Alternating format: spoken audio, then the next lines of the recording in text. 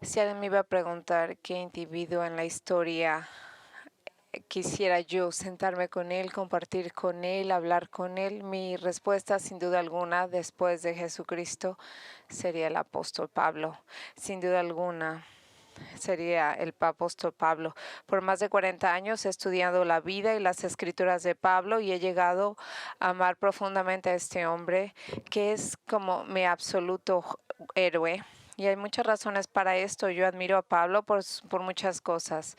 Su humildad, su devoción a Cristo, su pasión por la verdad, por el celo, por sus creencias, por soportar tantas dificultades, su amor, su compasión por la gente, una vida disciplinada, su gran intelecto, al mismo tiempo con esa fe como de un niño que se obedecía a la palabra del Señor, por esa poder de evangelizar, su preocupación por la gente del Señor, así como su compromiso a trabajar duro. Él trabajó más que todos los apóstoles y por muchas de esas razones yo lo admiro demasiado. Y son esas cualidades que salen y resaltan, pero aún aparte de esos atributos, yo quiero algo que me impresiona demasiado, es su pasión de promover la unidad entre la gente del Señor, especialmente en lo que eran los judíos y los gentiles que eran creyentes en Cristo. Usted ve uno de los modos de que él era un fanático fariseo. Pablo vino, él fue y odiaba a los gentiles por un tiempo en su vida antes de convertirse. Él creía que eran como unos perros sucios y a los cuales evitaría costara lo que costara. Pero cuando él se convierte en un cristiano, Pablo viene aquí y no solamente ama a los gentiles, pero él también viene con ellos y les comparte a Cristo y los ama a ellos como hermanos y hermanas en Cristo, como si fueran parte de su propia familia. Y él los considera igualitos a un creyente judío dentro de la iglesia de Cristo. Así que por su amor y cómo aceptaba a los gentiles, a él pasó por muchas cosas difíciles para tratar de promover la unificación entre los judíos y los gentiles, y eso lo vemos nosotros en las cartas que él escribió acerca de cómo él quiere tratar a todo el mundo con igualdad, tanto judíos como gentiles. Por ejemplo, vemos en Efesios 3 del 1 al 6 lo siguiente. Por esta causa yo, Pablo, prisionero de Cristo Jesús, por amor de vosotros los gentiles, si en verdad habéis oído la dispensación de la gracia de Dios que me fue dada para vosotros, que por la revelación me ha dado a conocer el misterio de que antes escribí brevemente, en vista del cual leyendo podéis comprender mi discernimiento del misterio de Cristo, que en otras generaciones no se dio a conocer a los hijos de los hombres, como ahora ha sido revelado a sus santos apóstoles y profetas por el Espíritu. Ahora, va a ser específico de qué misterio está hablando a él, que no se reveló anteriormente. Y este ha sido revelado a él y a los otros apóstoles. Y aquí va a decir, este es el misterio, a saber que los gentiles son coherederos y miembros del mismo cuerpo, participando igualmente de la promesa en Cristo Jesús mediante el Evangelio. Usted ve, aquí estamos viendo, Pablo nos está asegurando que todos somos una familia en Cristo, todos somos iguales ante los ojos de Dios. En el 1 de Corintios 12 al 13, pues como un mismo espíritu todos fuimos bautizados en un solo cuerpo, ya judíos o griegos, ya esclavos o libres, y ya en todos se nos dio a beber en el mismo espíritu. Él dice que ya fuéramos todos iguales, todos fuimos bautizados con el mismo espíritu, griegos, judíos, esclavos, libres, todos estuvimos en el mismo. En Gálatas 3:28 él dice, no hay judío ni griego, no hay esclavo ni libre, no hay hombre ni mujer, porque todos sois uno en Cristo Jesús.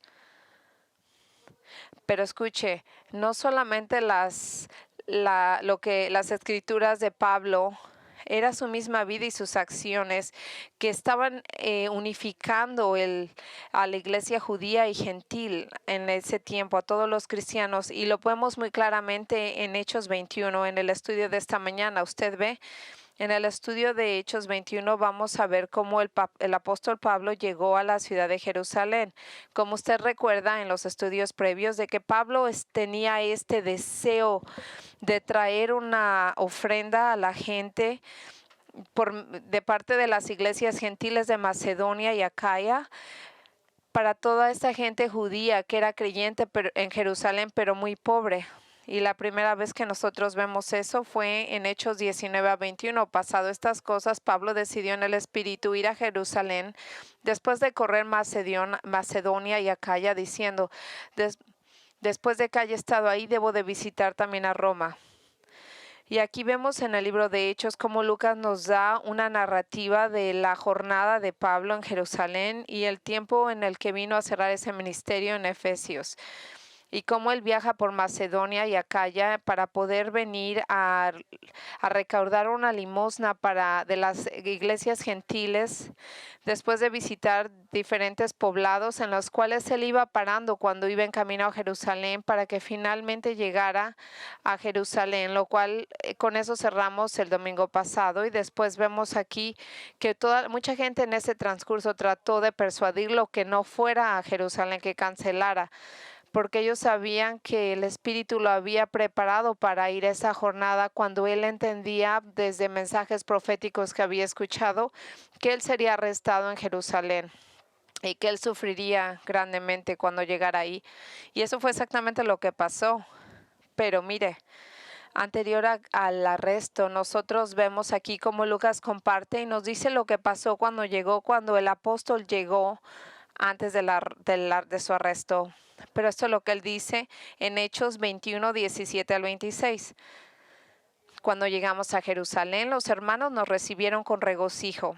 Al día siguiente Pablo fue con vosotros a ver a Jacobo y a todos los ancianos que estaban presentes, y después de saludarlos comenzó a referirles por una de las cosas que Dios había hecho entre los gentiles durante su ministerio. Y ellos, cuando lo oyeron, glorificaron a Dios y le dijeron: hermano, ya ves cuántos miles hay entre los judíos que han creído, y todos son celosos de la ley.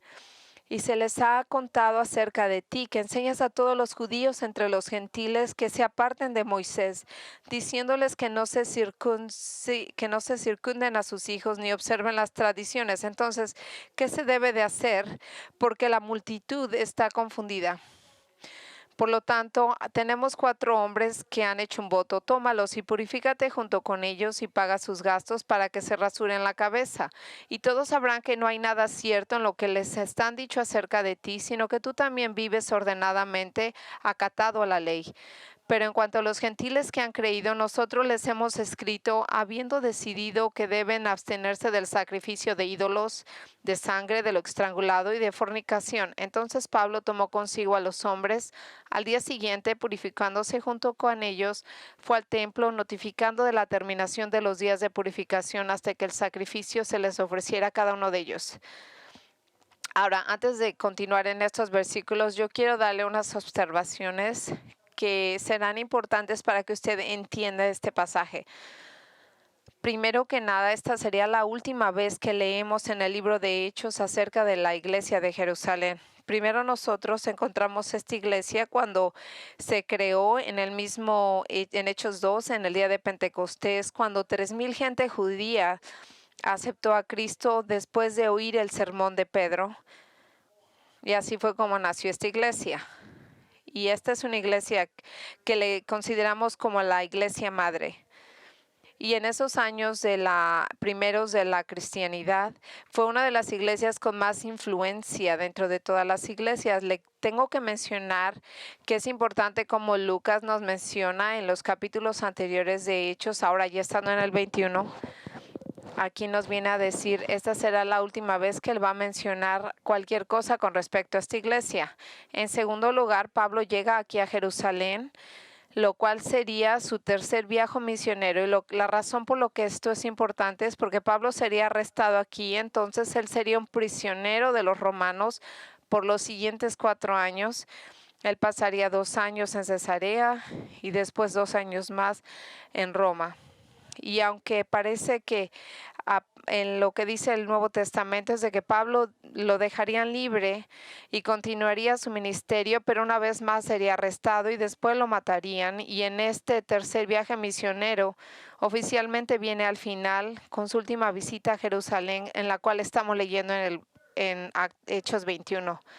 Lo tercero es que Lucas nos está dando un mensaje muy especial en estos versículos.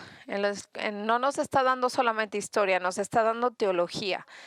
Él nos está diciendo aquí lo que pasó y lo que a Pablo antes de que lo arrestaran. Y él nos está diciendo aquí cómo Pablo promovió la unificación entre los judíos y los gentiles creyentes en Cristo. Y esto fue lo que vamos a leer. Y aunque Jesús lo hizo bastante claro en su enseñanza, él dijo que no son muchos rebaños, él dijo todos serán un rebaño. Y les dice que él es el pastor sobre un solo rebaño. Él les dice que también será uno y yo sé que aunque venimos de diferentes lugares, todos seremos uno mismo. Y por eso me mandaron y fue lo que él oró, que yo vengo aquí, yo unifico a este rebaño, y a pesar de que es muy claro que Jesús habló de la unificación, aún así había mucha tensión entre las creencias de ellos, de estos dos diferentes grupos cristianos, especialmente cuando se venía la relación con la ley de Moisés. Y la razón por esta tensión es porque mientras todos los creyentes verdaderos en Cristo entienden que mantener la ley de Moisés no es lo que les da la salvación, sin duda alguna, la mayoría de estos judíos cristianos que vivieron en el primer siglo fueron criados bajo la ley de Moisés, así que ellos tenían un tiempo, era muy difícil para ellos no seguir las tradiciones que habían aprendido, no porque les iba a dar salvación, pero simplemente porque era lo que era normal para ellos, como ser circuncisados, como reglas de dieta, como mantener el día de descanso y otros rituales que ellos tenían. Así que para ellos era muy importante, guardaban todo esto con un gran celo. Así que guardaban estas ceremonias y estos rituales. Así que la gente gentil que era también creyente, ellos no entendían estas leyes que se les había dado a Israel, eran irrelevantes para ellos. Ellos nunca las conocían, no las entendían, no estaban familiarizados con ellas. Así que no tenían ninguna influencia en su vida espiritual. Así que todo esto era irrelevante para ellos, para los gentiles. Así era como ellos lo veían. Y como resultado de estos dos puntos de vista tan opuestos entre los judíos y los gentiles, había una tensión natural que se levantó de estos dos diferentes grupos étnicos con respecto a la práctica y a lo que no se debía practicar de estas leyes ceremoniales, y las tensiones afectaron las relaciones y su unidad. Pablo en sus cartas muchas veces él les deja saber a ellos una vez y otra vez, les habla de estos problemas, les dice que estas leyes no pueden ser una ley liberal. Ellos pueden obedecerla si quieren, si no, no. Pero si hacen una cosa a la otra, no hay problema alguna. Ellos tenían la libertad de seguir esa ley o no seguirla. Pero la tensión se sentía con respecto a estas creencias. Y esto fue por lo que Pablo trató de tomar cualquier oportunidad para promover la unidad, la reconciliación entre ellos. Y cuando ellos vienen aquí, el Señor le da a Pablo en Jerusalén la gran oportunidad de recordarles esto. Y entonces, mis amigos, esto es el mensaje primordial de este pasaje que estamos estudiando, como Lucas nos revela un diferente número de caminos que usa Pablo para promover la unidad en el cuerpo de Cristo en este tiempo en Jerusalén.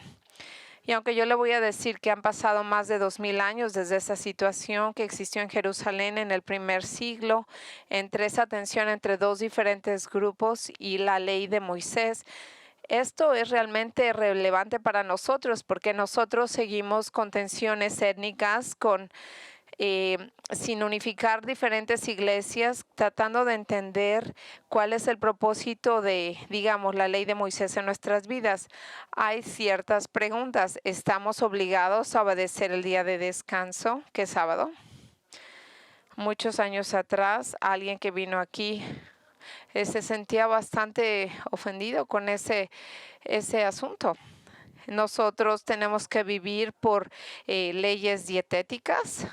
No, alguna gente se siente muy movida en esos aspectos.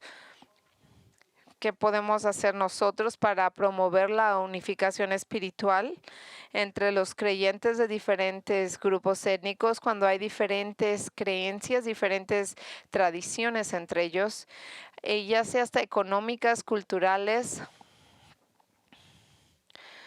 Así que hay diferentes modos de mirar las cosas, de diferentes crianzas que nos hacen diferentes entre unos y otros. Así que esta mañana venimos a ese pasaje de la Escritura en el cual el apóstol Pablo sigue promoviendo la unificación en la iglesia, y cuando él hace esto viene una vez y entonces él pone esto como un ejemplo para que nosotros podamos entender de lo que, como vemos, Pablo promovió la unificación y cómo nosotros podemos hacer lo mismo unificándonos en Cristo. Y ahora vamos a empezar a estudiar más profundamente el primer punto de la unificación, demostrando la solidaridad que existía entre los gentiles y los judíos creyentes en Cristo. Ahora, cuando vemos en el versículo 7, esto dijo en el versículo 17, después de que llegamos a Jerusalén, los hermanos nos recibieron con atención. Ahora, la semana pasada concluimos el estudio con abriendo este versículo. Y ahora fíjese cómo viene aquí, que nos dice Lucas que después de que pasaron la noche en la casa de un hombre llamado Mnason, que él y sus compañeros de viaje estuvieron en la ciudad de Jerusalén y lo recibieron con una muy calurosa bienvenida todos los hermanos. Y así que yo le digo, como dice aquí, lo recibieron con gran alegría. Ellos estaban muy contentos de verlos. Ellos abrieron su corazón y sus casas a ellos. Lucas no nos dice por qué estos creyentes judíos estaban tan contentos de ver a Pablo, pero nosotros podemos creer es que porque Pablo le habló a ellos de esta gran ofrenda que él traía, esta generosa ofrenda que venía de otras iglesias, que nadie nos menciona esto, pero nosotros vamos a continuar leyendo y tratar de entender, pero más adelante sí vamos a ver en Hechos 24:17, cuando él sí nos dice que Pablo venía aquí y que compartió que cuando él estuvo en la cárcel le dijo al gobernador que una vez que llegó a Jerusalén, él les presentó estas limosnas a la gente. En el Hechos 24:17 dice, después de varios años he venido a traer limosnas a mi nación y a presentar ofrendas. Y ahora, ¿por qué esta limosna de amor de otras iglesias es tan importante? ¿Y por qué creen que esto promovería la unidad? Bueno, ciertamente, cuando alguien era tan generoso con una limosna hacia la iglesia judía, los cristianos judíos en Jerusalén, que eran muy, muy pobres, que estaban perseguidos por su fe, el dinero realmente era una gran necesidad para ellos. Pero aún más importante es el hecho de que esta ofrenda era una afirmación de los creyentes gentiles que tenían una solidaridad con sus hermanos judíos. Los gentiles querían que ellos supieran que ellos eran un solo grupo juntos, y que eran hermanos y hermanas en Cristo, y que tenían una unidad entre ellos, y que ellos mandaban esto como un punto de gratitud al compartir el evangelio con ellos. Usted ve cómo Pablo viene aquí y comparte esto en Romanos 15. Él le viene aquí a compartir y él le dice, ¿por qué era tan importante? Entonces, en Romanos 15:28 dice, por esta razón me han mantenido de venir a ustedes, pero ahora que ya no tengo, le está explicando a ellos.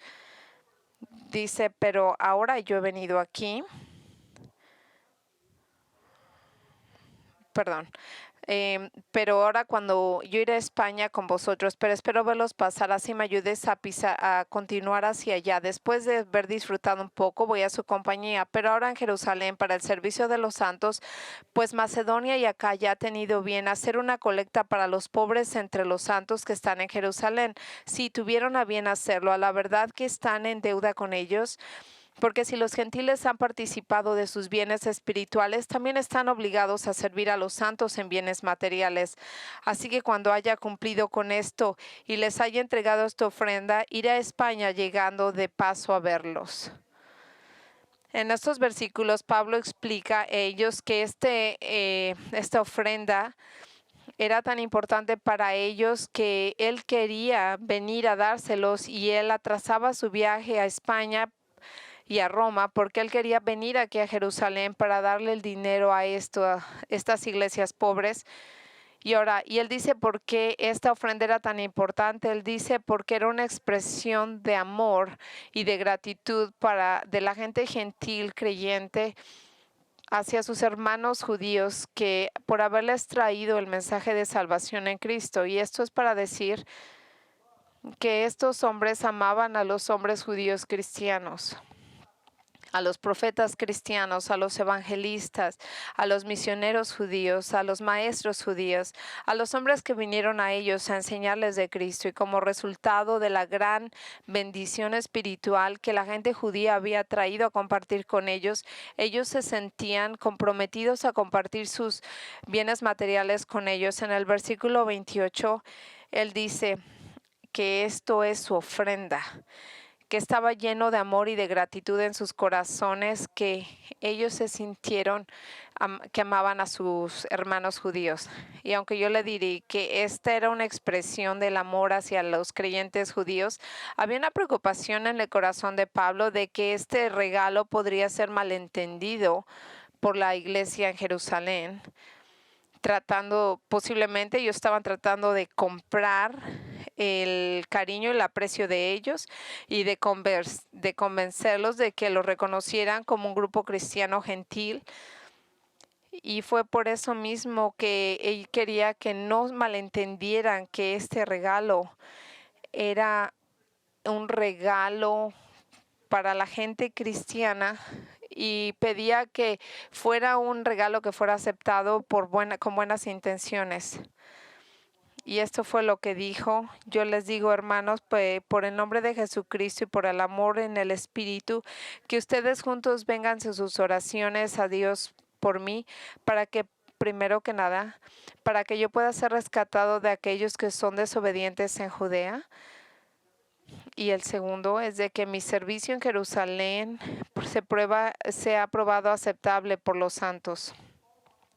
Así que aquí viene Pablo, quiere enseñarles a que ellos, estos hermanos judíos cristianos, reciban esta limosna, esta ofrenda, como un gesto de amor y gratitud por sus hermanos y hermanas gentiles.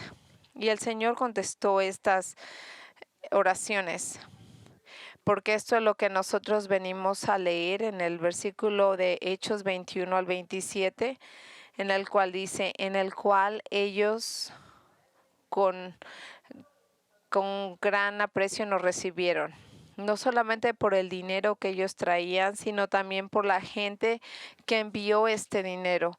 Así que yo le quiero recordar a usted que él vino y no llegó solo. Él tenía un grupo de hombres gentiles que eran creyentes en el Señor, que venían de otras iglesias y que venían trayendo esa ofrenda. Y ellos vienen aquí enfrente de ellos. Y si usted ve en versículo 24, Lucas menciona los compañeros que viajaban con él. Estaba acompañado por Sópater de Berea, el hijo de Pirro, Aristarco y Segundo de los tesalonicenses, Gallo de Derbe, y Timoteo, Tíquico y Trófimo de Asia. Y todos son hombres gentiles. Estos hombres son hombres que ahora están aquí con Pablo enfrente de estos creyentes judíos, y tienen el gozo de darles este dinero y ellos con gran gozo lo recibieron, pero no solamente para ayudarlos en sus necesidades económicas, pero también con un corazón para unificar a todos los creyentes. Y eso es exactamente lo que Pablo esperó que pasaría, por lo que él oró, porque él trató que todo esto se acomodara para promover la unidad entre los gentiles y los judíos. Y aquí nosotros venimos a aprender un principio muy importante para Pablo, que nosotros debemos de expresar la solidaridad entre una iglesia y la otra, aunque vengamos de diferentes antecedentes, lugares. ¿Y cómo hacemos esto? Demostrando un amor en un modo tangible, no importa, sin importar el color de nuestra piel, nuestro lenguaje, nuestra cultura, nuestra educación, nuestras finanzas. Nosotros abrimos nuestros corazones, nuestras casas a ellos. Nosotros compartimos lo que tenemos con ellos. Nosotros hacemos actos de amor con ellos, los cuidamos, atendemos sus necesidades, promovemos la unidad, haciendo que nosotros seamos todos unos en Cristo sin importar de las diferencias culturales. Nosotros hemos sido reconciliados con Dios y somos así una familia. Mi oración es de que el Señor tome esta verdad y lo haga a usted y a mí como gente que promueve la unidad entre el cuerpo de Cristo, entre la iglesia, que así podemos nosotros demostrar el amor unos a los otros, que nosotros seguimos al que ama nuestra alma, que es Jesucristo. Y así que cuando Pablo llega a Jerusalén, el primer modo que él trató de promover la unidad es demostrando la solidaridad que existía entre los gentiles y los judíos en Cristo. Y viene aquí Lucas continuando narrando el tiempo de Pablo en Jerusalén, en el cual nos dice que hay un segundo modo en que el apóstol trató de promover la unificación entre ellos, y fue cuando cuando él habló del trabajo del Señor salvando a los gentiles. Ese es 20 del 18. Y aquí dice: ya en el día siguiente Pablo entró con nosotros a ver a Jacobo, y se hallaban reunidos los ancianos, a los cuales después de haberles saludado les contó una de las cosas que se habían hecho entre los gentiles en su ministerio. Y aquí nos dice Lucas que cómo ellos vinieron y cómo compartieron y tuvieron una junta muy formal con algunos de los líderes de la iglesia. Algunos de ellos eran Santiago, no nos dicen quién más, pero aquí hay diferentes hombres había mucha gente aquí que lleva el nombre de Santiago, pero este hombre del que están hablando es el medio hermano de Jesucristo, y fue él mismo el que escribió el libro de Santiago que encontramos en las Escrituras. Este es el mismo que él habló en Hechos 15, y aparentemente este es el mismo hombre que se encuentra aquí reunido con Pablo. Parece ser que está muy involucrado en esta junta. Interesantemente, ninguno de los otros 12 apóstoles estaban en esta junta, probablemente porque ya en este tiempo ha pasado muchos años desde que la iglesia ha nacido. Posiblemente ellos le dieron el liderazgo de la iglesia a otra gente, y así ellos pudieran ir a otros lugares y seguir evangelizando a otra gente. Sino de otro modo, ellos hubieran estado aquí. Aquí vemos como Lucas nos dice en el versículo 19 de que después de que los saludaron, dice que les vino a contar todas las cosas que había hecho entre los hombres y gentiles en su ministerio. Así que les está diciendo a él cómo vino el Dios y salvó a estos individuos y todo lo que ha hecho y establecido en esta iglesia y en este ministerio. Ahora, lo que es muy impresionante acerca de esto es cómo es que Pablo le da la gloria al Señor. Él no está presumiendo de lo que él hizo. Él no está llamándolos a ellos o llamando atención a sí mismo, sino uno a uno. Él les empieza a explicar las cosas que el Señor ha hecho, les da crédito al Señor por haber rescatado a estos individuos, reconociendo que solamente el trabajo soberano del Señor puede abrir los corazones individuales del Evangelio y traer salvación a la gente. Y yo encuentro esto bastante refrescante, le diré por qué. Porque yo he estado en juntas en las que los mismos cristianos solo quieren hablar de sí mismos, de sus esfuerzos y cómo vienen a ellos, como si estuvieran presumiendo de lo que ellos lograron, lo que yo he hecho por el Señor. Miren lo que he logrado por esta gente. Como que si ellos fueran los que fuera por ellos que la gente viene al Señor. Esto no es nada más que un orgullo y esto es pecaminoso. Y eso es por lo que yo he hecho algunas bromas con respecto de este gran libro que dice que los 10 grandes, los 10 hombres más grandes que han ganado almas para el Señor y cómo yo he dominado 9 de esas. Es una broma, ¿eh? Pero digamos que hay mucha gente que se maneja así en la vida, que parece ser que ellos creen que por ellos es que el Señor o que la gente viene. Ellos no dejan de presumir por lo que han logrado y a la gente que han compartido. No, esto no era Pablo. Pablo era el hombre más grande que pudo evangelizar. Y él nunca toma crédito, a él le da a Dios y a Jesucristo toda la gloria por todo lo que él ha logrado. Él dice, este es el trabajo del Señor y Él es el que merece el crédito.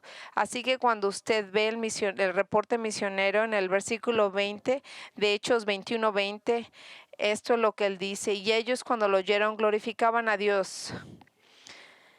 Y después de que Santiago y todos los ancianos de Jerusalén, de la iglesia, venían aquí y en lugar de alabar a Pablo, ellos alababan al Señor y lo glorificaban por su gracia, por salvar a todos estos gentiles. Y ahora la pregunta es esto, ¿cómo esto promueve la unificación entre los cristianos? Bueno, porque le diré que el Señor y Pablo empezó a promover la unificación entre estas iglesias que venían de diferentes lugares. Él venía aquí, él había convertido a los gentiles de Asia, de Macedonia, y diciéndoles que la salvación venía de gente que hablaban hasta lenguajes diferentes de los judíos, que se vestían diferentes de los judíos, que comían diferentes cosas que ellos, tenían diferentes costumbres y tradiciones, y todo esto lo estaba haciendo Dios. Y ahora nosotros vamos a ser como Pablo, promoviendo la unificación entre los hermanos, reconociendo que Dios es el único que salva a la gente y que aunque son diferentes a nosotros, nosotros tenemos que declarar el testimonio de su gloria. Usted ve, hay muchas cosas en este mundo que son muy difíciles ahora. Yo sé que la dificultad racial es algo que está a flor de piel hoy en día. Y es por eso que la iglesia viene aquí. Nosotros no tenemos que producir esto. Nosotros sabemos que tenemos que reconocer que todos somos los mismos, que somos iguales.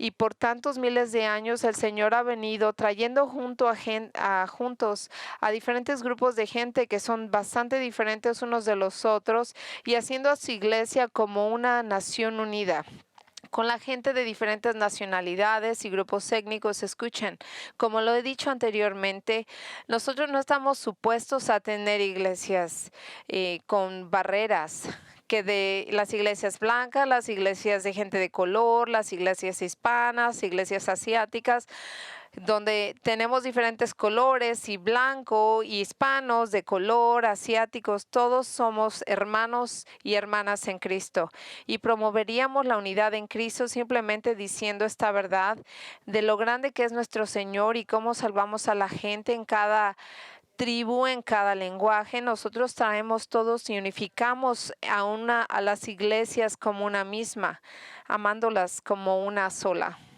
Así que cuando Pablo empieza a compartir que lo que está haciendo Dios por medio de él, mucha gente vino aquí, con la gente que una vez él promovió la unificación, vienen aquí y le dice que la gente va a salvar a gente, que el Señor va a salvar a la gente aunque sean muy diferentes. Así que Santiago y todos los otros ancianos de Jerusalén lo entendieron con claridad, sabían lo que Dios estaba haciendo en lugares de gentiles, pero le voy a decir que aún así ellos tenían un problema. No tenía que ver con los creyentes gentiles, pero más bien con los mismos creyentes judíos. después de alabar y al Señor por su trabajo en otras naciones, ellos vienen y le hablan a Pablo acerca de un problema que estaban enfrentando y le piden que le ayude a resolver este problema. Y este es el tercer modo en el que él les quiere demostrar la unificación entre la iglesia, enseñándole respeto por las tradiciones judías. En el versículo 20 al 26 dice,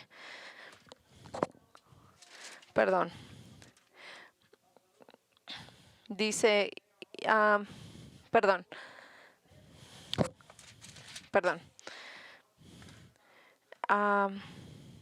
Por eso les he informado que hemos enseñado a los judíos que están entre gentiles a apostatar la ley de Moisés, diciéndose que no se circunden a sus hijos ni observen sus costumbres, que hay, pues la multitud se reunirá de cierto porque quieren oír lo que tú has dicho.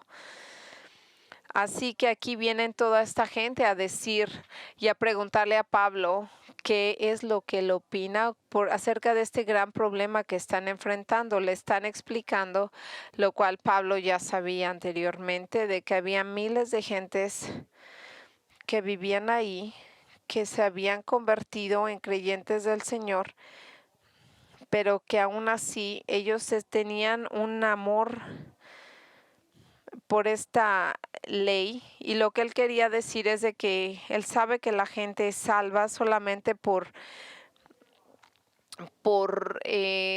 la sangre del Señor, pero aún así había mucha gente que quería obedecer las leyes del Moisés, que tenían que obedecer el descanso, sus regulaciones de dieta, todas las cosas que ellos tenían.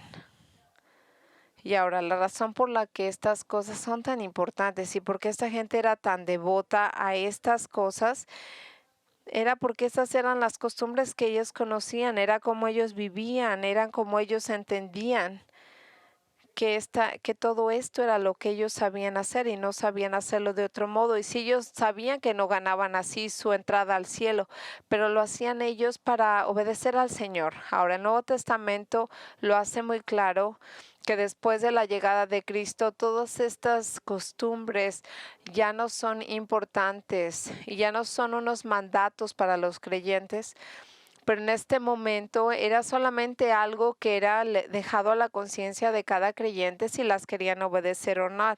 En Romanos 14 del 1 al 3 dice esto: aceptad al que es débil en la fe, pero no juzgar sus opiniones. Si alguien no tiene fe en hacer algo, déjelo en paz. Ahora dice esto. Dice, uno tiene fe en que puede comer todo, pero el que es débil solo come legumbres. El que come no menosprecie al que no come, y el que no come no juzgue al que come, porque Dios lo ha aceptado. ¿Y quién es usted para juzgar a uno o al otro? Cuando usted era un siervo del Señor, y usted no puede tratar si una persona toma un día más importante que el otro, no se preocupe, usted debe de estar siempre convencido en obedecer lo que le da paz a usted. Así que Pablo viene aquí a explicar que ciertas tradiciones o costumbres que la gente tenía en diferentes lugares, ellos pueden obedecerlos y les da tranquilidad en su conciencia, pero no tiene nada que ver. Son más bien como asuntos que sin indiferencia. O sea, son como asuntos de libertad.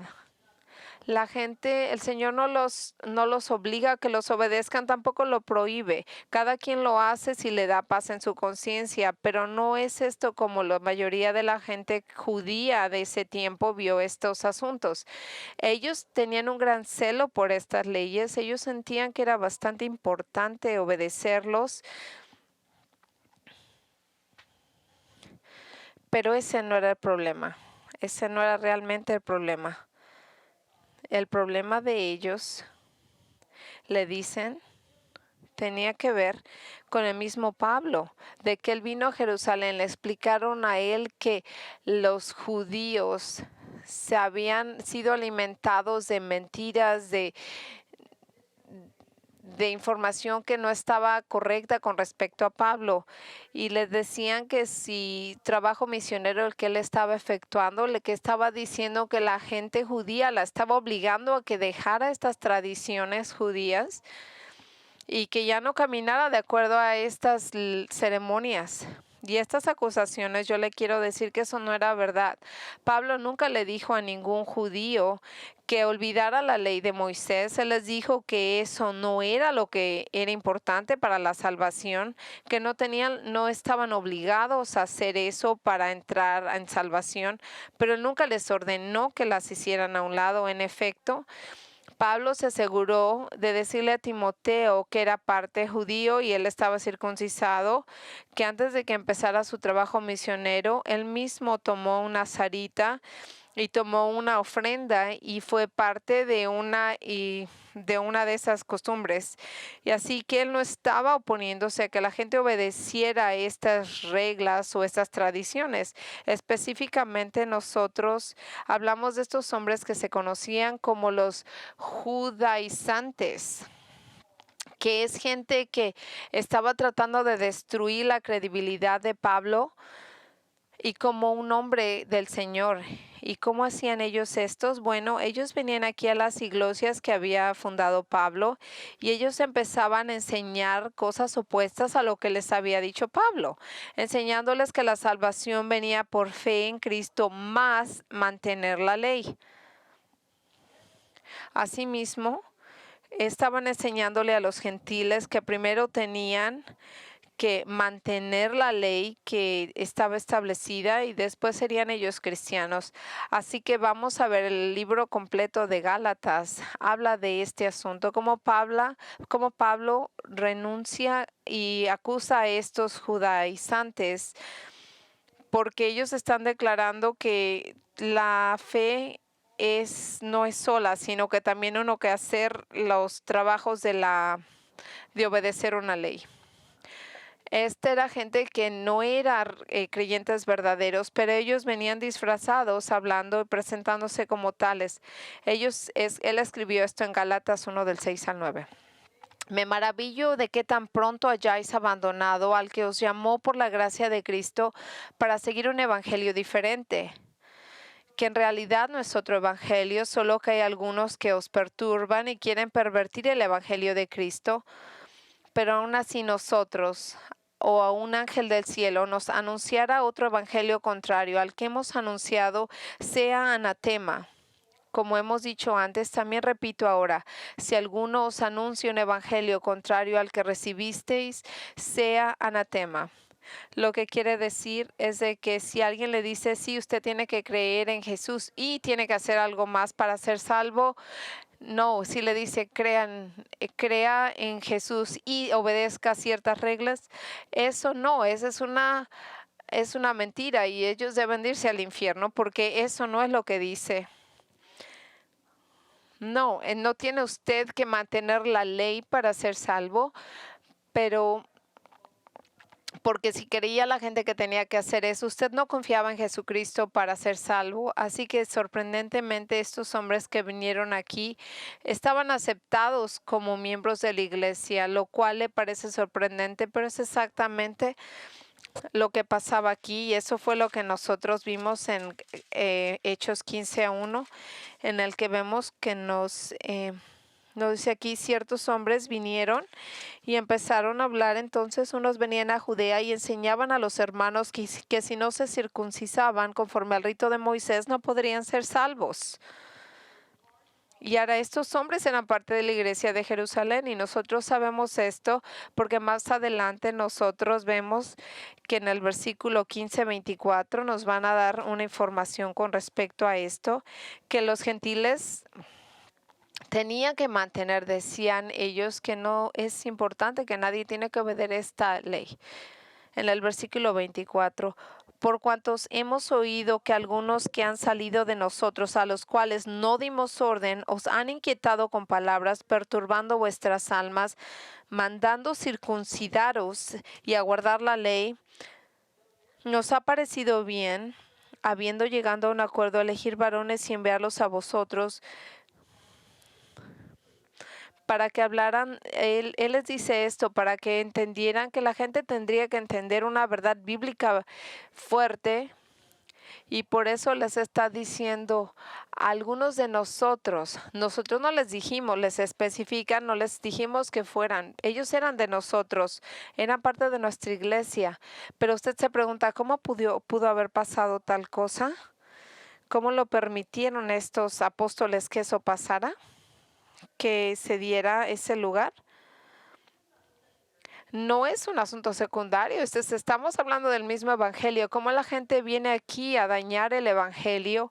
Y la respuesta es de que yo no lo sé. Y ellos no están ahí. Nosotros no entendemos cómo esta gente se infiltró diciendo estas mentiras, pero nosotros nos damos cuenta aquí que había una iglesia que era una iglesia que tenía muchos problemas internos. Y hay muchos cristianos ahora mismo. Tenemos que regresar a la iglesia del Nuevo Testamento, porque las iglesias de ese tiempo también estaban dañadas y estaban confundidas. Esta era una iglesia que tenía grandes confusiones, no solamente por los miembros que no eran salvos de verdad, pero por la gente que empezaba a confundir las tradiciones con la verdad, y había gente que no era ni convertida. Pero hablando de este problema de la iglesia, en la iglesia de Jerusalén, un maestro de la Biblia, Ken Hughes, dijo la siguiente: la iglesia madre, que era lenta en aceptar a gentiles, ella se encontraba con la dificultad de aceptar el testimonio de Pedro acerca de la conversación de Cornelio.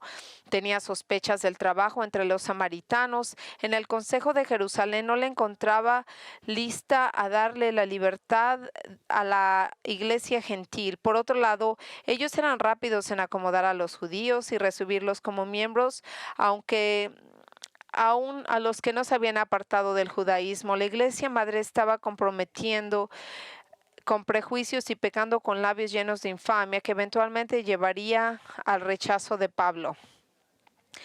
Así que ellos vienen aquí, Santiago y los ancianos, a reconocer que tienen un gran problema en sus manos. Estos hombres, estos judaizantes que eran miembros de esta misma iglesia, habían venido aquí a esparcir mentiras acerca de Pablo y lo que le estaba enseñando a la gente judía, y les están diciendo que él está dividiendo a la iglesia, diciendo que no obedezcan sus tradiciones, y empieza a dividir a la iglesia, a crear problemas. Así que en el versículo 22 ellos le dicen la pregunta: entonces, ¿qué se tiene que hacer? Hablándole a ellos como creyentes, ¿qué tienen que hacer al respecto? Bueno, dice, entonces, ¿qué haremos aquí al respecto? Lo que Santiago está diciendo y los ancianos, lo que pudieron ellos haber hecho y debieron haber hecho, es hacer una reunión de la iglesia y venir aquí a defender a Pablo y a su enseñanza, pero no lo hicieron. No entendemos por qué no lo hicieron, pero así que no lo hicieron. Así que ellos esperaron a que él posiblemente resolviera el problema solo, pero más adelante vemos en el versículo 23 y 24, aquí está: haz pues que esto que te decimos, hay entre nosotros 4 hombres que tienen obligación de cumplir voto, tómalos contigo, purifícate con ellos y paga sus gastos para que se rasuren la cabeza, y todos comprenderán que no hay nada de lo que se les informó acerca de ti, sino que tú también andas ordenadamente y guardando la ley. Aquí está el gran plan de ellos, que le dicen a él. Le dicen que resolverían el problema si Pablo viene aquí. ¿Y de qué está hablando ellos? Bueno, no está explicado aquí claramente, pero estos son 4 hombres. Este es un ritual que hacían anteriormente, que duraba como 30 días, en el cual decía que los hombres se abstendrían de alcohol, no tocarían nada que está muerto, dejarían que su cuerpo creciera por 30 días su pelo, no se afeitarían ni la cabeza ni la cara. Así que lo que Pablo iba a hacer con respecto a estos 4 hombres eran 3 cosas. Le decían a Pablo que fuera al templo de Jerusalén y que ahí completaría estas cosas, y que antes de que entrara al templo, ellos querían que él viniera a un ritual de purificación también con estos 4 hombres, que era parte de la ceremonia. No estamos seguros porque estos hombres estaban haciendo esta purificación o nos explican, posiblemente ellos estaban a lo mejor en contacto con algún cadáver o algo que los hizo que necesitaran purificarse en este ritual. Así que creyeron que a lo mejor porque Pablo venía de compartir con tantos gentiles, a lo mejor creían que él también estaba sucio, contaminado y necesitaba purificarse. Pero esto era algo que le decían Pablo, tú vas a tener que pagar por todos los gastos de estos 4 hombres, no de la ofrenda, sino de tu misma bolsa, ya que al final desde los sacrificios que se van a llevar a cabo hasta de afeitarles la cabeza cuando acabe este ritual de purificación. Ahora, este es el plan que le dieron a Pablo.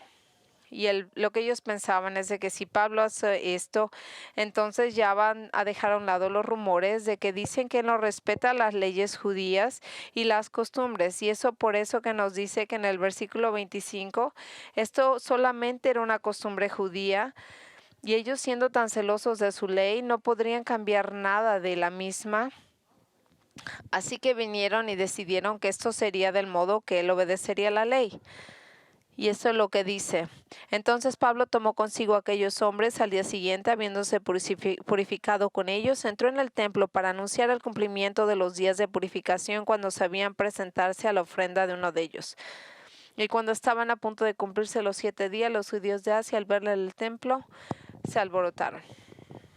Ahora, lo que estaban viendo aquí era un asunto judío, no tenía que ver nada con eso. Esto fue lo que lo que vinieron y le dijeron a Pablo. Y era él lo había hecho, él entendía estas leyes, pero bueno, le vienen a decir a él aquí que vaya con esos hombres, que se purifique con ellos al día siguiente y que habiéndose entrando al templo para anunciar el cumplimiento de los días de purificación cuando había de presentarse la ofrenda por cada uno de ellos. Ahora les sorprenderá saber que Pablo ha sido criticado por algunos por haber hecho esto, porque creen que sus acciones estaban como comprometiendo las verdades que él estaba enseñando de que él ya no estaba bajo la ley, sino más bien bajo la gracia del Señor, y que él hipócritamente estaba poniéndose bajo el poder de la ley. Y algunas de estas discusiones dicen que porque Pablo pecó por haber hecho esto, porque la acción de entrar al templo resultó en su arresto, lo cual estaremos estudiando la semana que entra. Pero esto prueba nada, porque no determina la moralidad de alguien en sus acciones y por el resultado de sus acciones, más bien Pablo y su arresto fue algo que no tenía nada que ver. Así que usted cuando sabemos que Pablo va a ser arrestado, pero eso fue porque ya fue profetizado por el Espíritu Santo. Así que Pablo realmente no comprometió sus creencias. Él nunca negó la verdad, él nunca se comportó como un hipócrita. Más bien este apóstol, él dijo que no, que la salvación venía por Cristo y que ellos tenían la libertad de obedecer estas costumbres y les daba paz. Y que a Dios no le importaba si él los obedecían o no. Así que escuchen, lo que hizo aquí Pablo es algo que es muy grande y muy noble. Así que él viene por este plan que los hombres le habían dado aquí para promover la unidad entre los hermanos.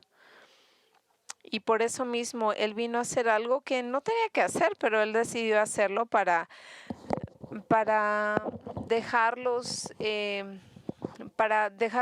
en paz. Y todo lo hizo para que él entendiera y traer paz a las preocupaciones de sus hermanos judíos.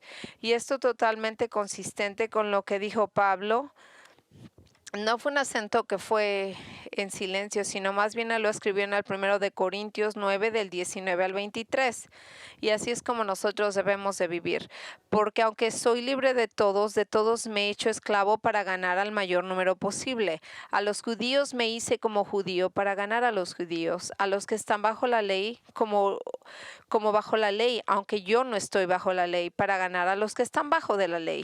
A los que están sin ley, como sin ley, aunque no estoy estoy sin ley de Dios, sino bajo la ley de Cristo para ganar a los que están sin ley. A los débiles me hice débil para ganar a los débiles. A todos me he hecho todo para que todos los medios salve a algunos, y todo lo hago por el amor al Evangelio, para ser partícipe en él. Y lo que estamos viendo, estamos hablando aquí a Pablo, oyéndolo hablar de lo que es el Evangelio. Y está hablando de su vida de todos los días, de cómo él viene aquí, cómo él está dispuesto a ser flexible en cómo vivía su vida sin comprometer ninguna verdad bíblica. Pero en este lugar, en este momento específico, él vino aquí, hizo lo que le pidieron los ancianos y Santiago para que él pudiera promover la unidad en el cuerpo de Cristo, y así los otros no empezaran a crear una división entre él y el resto de la iglesia. Él enseñó más bien respeto y mostró respeto a las costumbres por la unidad de la iglesia. Y este principio se aplica a todos de nosotros, porque va a haber ocasiones en las cuales nosotros tenemos que dejar a un lado lo que nosotros queremos por acomodar lo que otra gente necesite. Usted va a ser un poquito más flexible enseñando respeto a las preferencias de otro, porque así usted puede promover una unidad y no una división. Usted entiende, usted no está comprometiendo o fallándole a la verdad bíblica, sino más bien usted va a escuchar a otra gente para promover la unificación de la iglesia de Cristo. Usted ve, promovemos aquí a Dios y lo hacemos al demostrar la solidaridad entre los hermanos, enseñándoles nuestro amor y nuestra aceptación, sin importar de nuestras diferencias. Nosotros promovemos la unidad al hablar de cómo Dios habla a la gente y la salva, aunque son diferentes, aunque no son a veces nuestras costumbres, nuestras preferencias, pero nosotros dejamos a un lado nuestros derechos para escuchar a otra gente. Nosotros tenemos que primero reconocer que necesitamos a Cristo como nuestro Salvador, para que nosotros podamos entender que somos miembros de su familia y que podemos reconocer que nosotros sin Él estábamos perdidos. Y así que nosotros estuvimos separados de Él. Y posiblemente habíamos oído de Él, pero no lo conocíamos personalmente, y nunca lo vamos a conocer personalmente a menos que venga uno por el único modo que Él dijo que se podía hacer, que es por medio de Jesucristo, y solo así podemos ser reconciliados con Él, que murió en lugar de nosotros, los pecadores. Y fue nuestro pecado, es el pecado de todos los días que nos separa del Padre.